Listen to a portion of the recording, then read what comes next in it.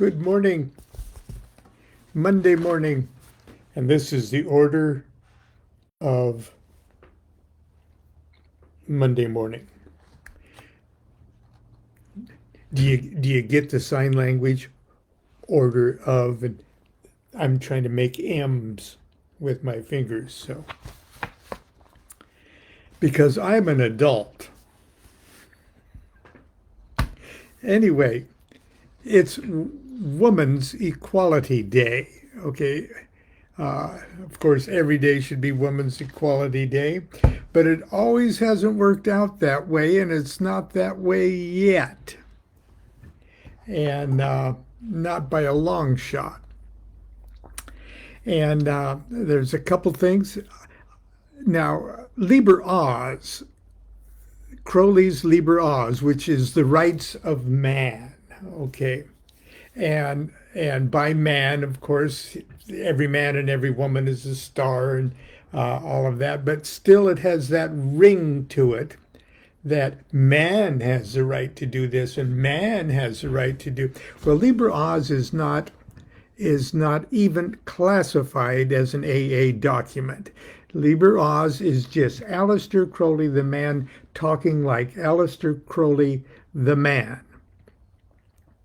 And so it's not one of those things where we can't tweak it or interpret it. As a matter of fact, we're open to interpret it any way we damn well please. But let's look at it this way, and I'm going to start off my talk with it. Liber Oz itself is headed up with some quotes from the Book of the Law, okay, which are Class A documents. You don't screw with those. But the rest of it is not. He starts off, there is no God but man. But look at it this way, there is no God but woman.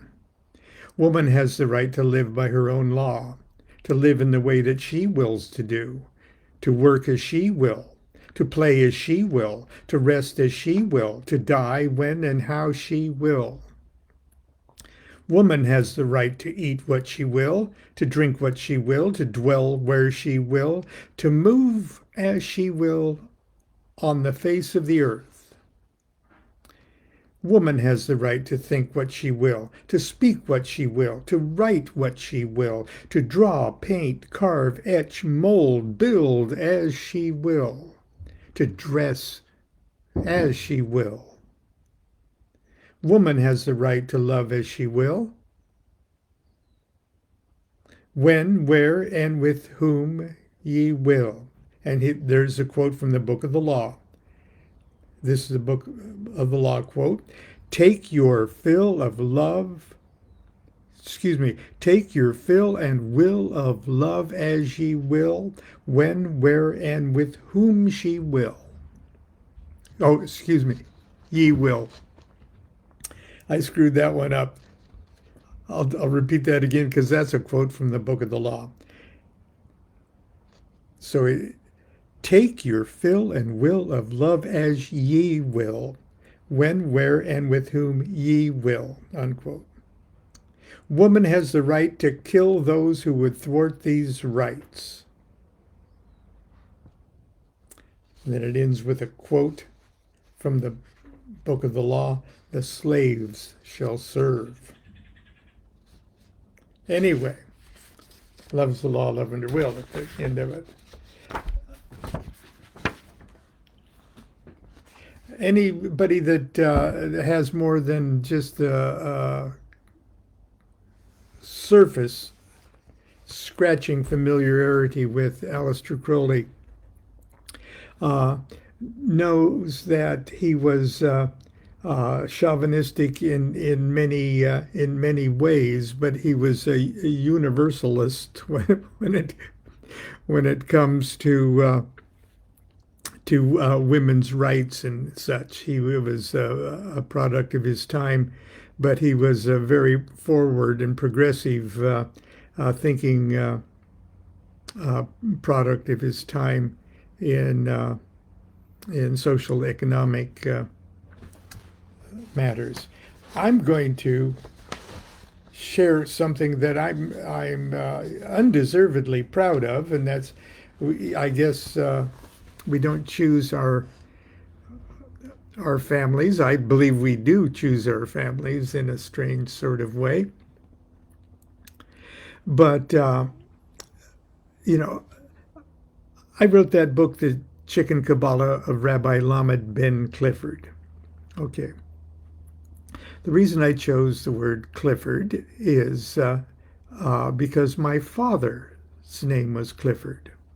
Okay, so I'm Ben Clifford. So that's my secret, my secret. Rabbi Lamed Ben Clifford, LMD Ben Clifford, Lon Milo DuQuette, son of Clifford. Okay, I'm sure I didn't have to explain that to many of you. Uh, but he was named Clifford after his grandfather, and his grandfather was Clifford Harland.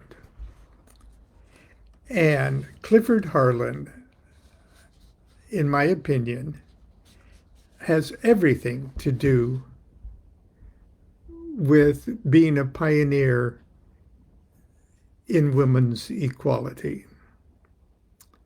Clifford Harland was, for a time, the world's most famous and most successful private detective.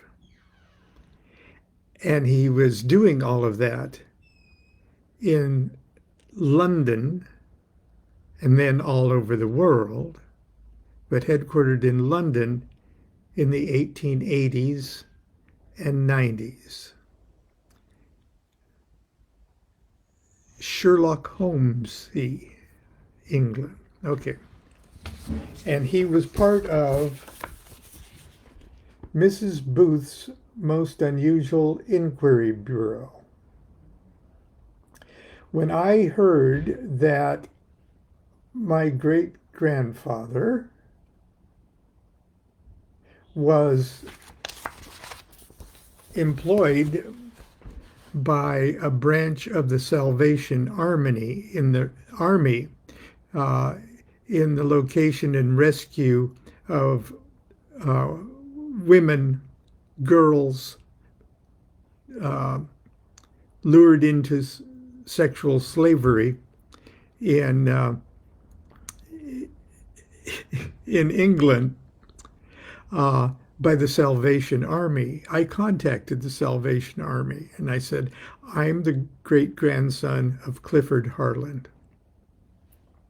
And they wrote me back, oh my gosh. And they sent me this article. And I'm going to read part of it for you. And it's an article written by Sheila Jones and Jim Burns.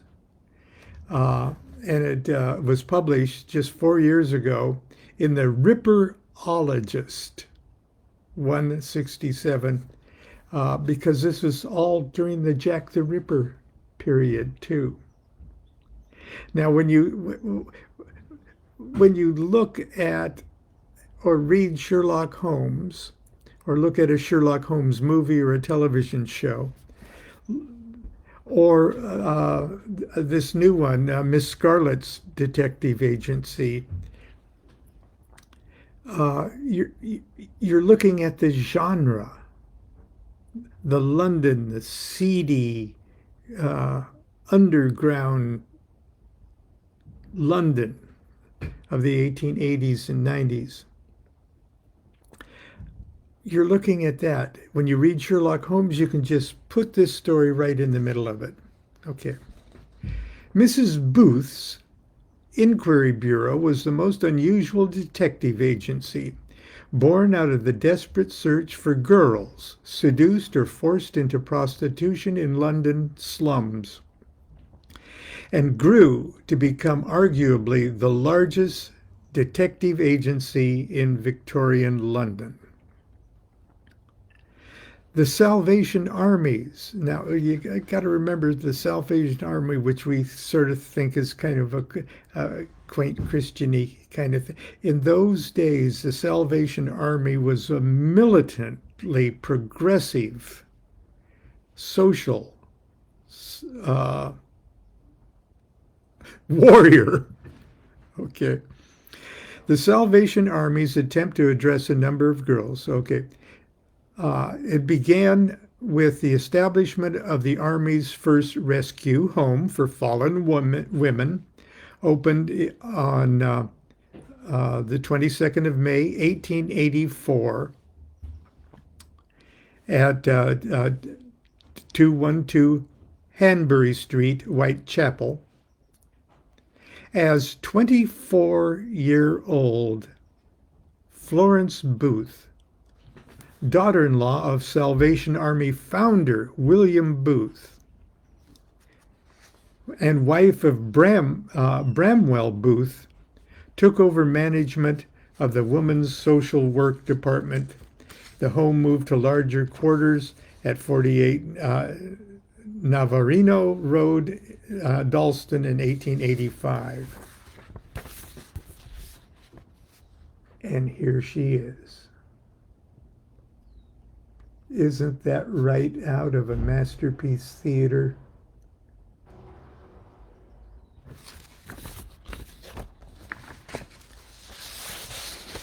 I find myself mildly aroused.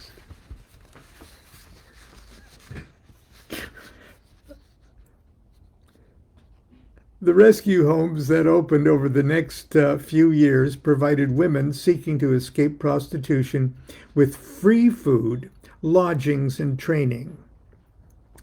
But for General William Booth, that was not enough. Rural poverty had enticed many country girls to board a train to London to find work as domestics, a more appealing future than pulling turnips in cold, windswept fields or digging potatoes from the sodden land for a few coppers a day. That was a quote from somebody. Notes Richard Williams, author of Missing, the Inside Story of the Salvation Army's Missing Persons Department, which was published in 1976. These innocents abroad, simple and untutored in sophisticated city ways, were easily recognized by experienced women vultures who haunted the stations. Railway stations were not the only hunting grounds used by pimps and procurers. In parks and open spaces and wherever people gathered, the hawks would watch for unsuspecting pigeons who could, by skillful enticements, be induced to consent to their own abduction, little realizing the horrors of the fate which awaited them. As the number of anxious parents seeking help from Salvationists to find their daughters grew, that's Salvationists, had ranks, military ranks. The general sought the aid of all Salvationists in setting up an inquiry service. On July 11th, my birthday, 1885, in an address in their magazine, their weekly newspaper, The War Cry, written in English, French, German, Swedish, Italian, and Spanish, Booth proposed a central office whereby 1. Any forsaken, helpless, friendless girl can come for counsel and assistance at any hour. 2. Any white slaves, this is 1885, can run from their prison houses and can be assisted. Now, white slaves, even though it says white, it was also a generic term for prostitutes. I mean, unwilling prostitutes. It's called the white slave market, which was a kinder, more Victorian way of saying houses of prostitution. Foreign girls unable to speak English can come for advice and assistance. Girls can write when detained in houses against their wills. Girls who have not entirely made up their minds to abandon the life can be talked to and prayed with. Parents who have lost a girl can apply for information. Now that was General Booth's idea for this new bureau. This was the recipe for the new inquiry department, a plot scheme for tracing missing people. It was generally known as Mrs. Booth's Inquiry Department.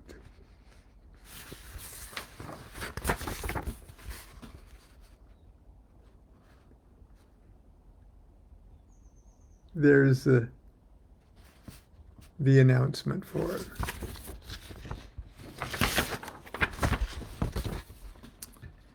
Within a year, inquiry offices had opened in New York, Toronto, Melbourne, and Sydney, taking advantage of the broad reach of the Army around the world. The first advertisement for a missing person appeared on the 10th of October in the War Cry, and the UK Salvation Army's weekly publication. Thereafter, a missing column ran regularly in the Army's edition of the War Cry around the world. As the women's social work activities expanded, the headquarters moved in 1887 to the former Salvation Army Training House at 259 Murray Street, Hackney. This spacious building housed 9 offices and a substantial reception room for all the branches of the women's work. 2 rooms were set aside for the Bureau. One for interviewing people seeking the Bureau's help, and a second for records and documents and attending to the correspondence from all parts of the world seeking help finding missing relatives. But General Booth was not done yet. He felt that it was not sufficient that the girls be rescued and taken into a home, but that, quote, an equally important part of the work was that men who tempted the girls should be brought to justice. To that end, Chief of Staff Bramwell Booth, Florence's husband and the Army's second in command, had his eye on a professional detective, Salvationist Clifford Harland, whom the Army had engaged to investigate a serious case implicating a member of Parliament. This sounds so Sherlock Holmesy. The case was discreetly concluded, and Harlan installed as the head of the inquiry department on June 1st, 1888, the date of the founding of the Golden Dawn, just to put things in perspective. At the rank of lieutenant. With the hiring of Harlan, the Bureau moved beyond the Missing Persons Bureau to a full-fledged professional detective agency. Thus, a typical advertisement in the War Cry would read, "This department will search in any part of the world for missing or runaway relatives or friends who will seek to bring to justice men who have ruined or wronged girls or women. Will inquire into the respectability of people, houses, or situations, and generally advise and help as far as possible those in difficulty. Beyond the above, it is prepared to undertake detective cases and investigations of certain descriptions for those in a position to pay at moderate rates." And the footnote is they hardly ever charged anybody anything. Okay. By 1893, the Bureau had 4 full-time Hallelujah detectives, unquote. Harlan, now promoted to the rank of adjutant, described them as, okay, here's the 4 Hallelujah detectives. 1 man, and 3 of the best women detectives in the world, all Salvationists. Okay.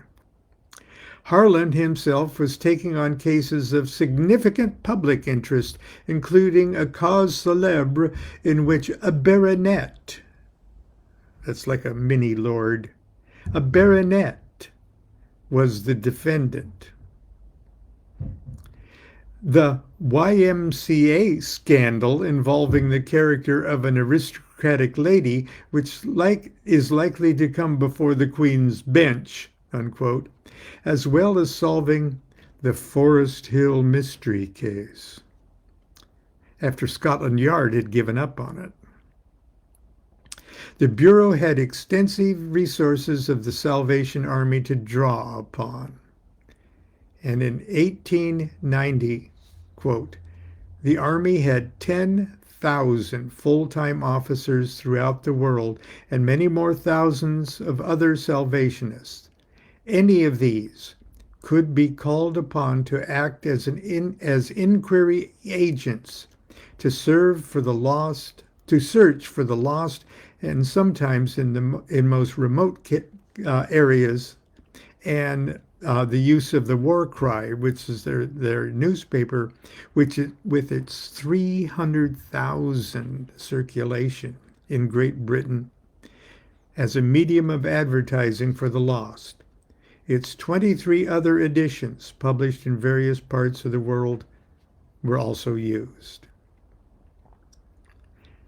Quote, since the commencement in 1888, unquote, said Harland in an interview in 1893, we have dealt with no fewer than 8,177 cases, and 2,289 have proved satisfactory.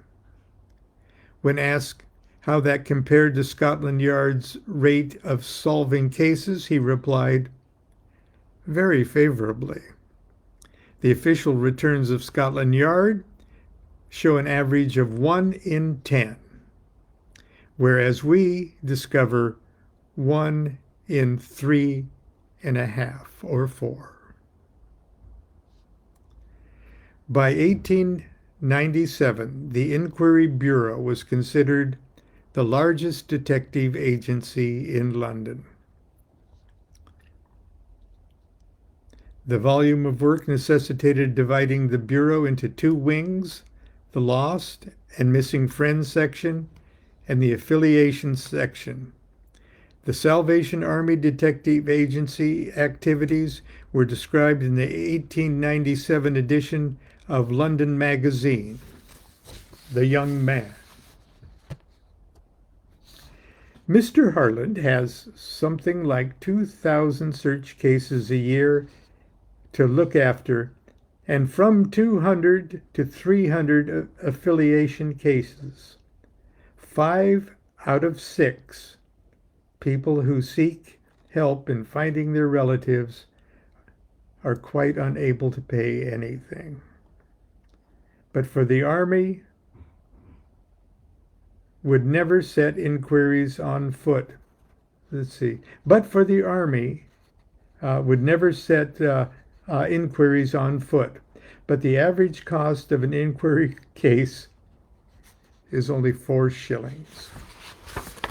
Okay, it goes on. But that's my granddad. He died, at least according to my father, when he caught pneumonia coming back from Canada, where he was involved in the preparations, security preparations for a visit from Queen Victoria.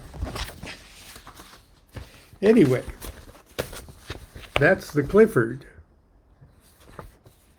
And I am Lamed Ben Clifford. Okay, yeah, he was my father's mother's father.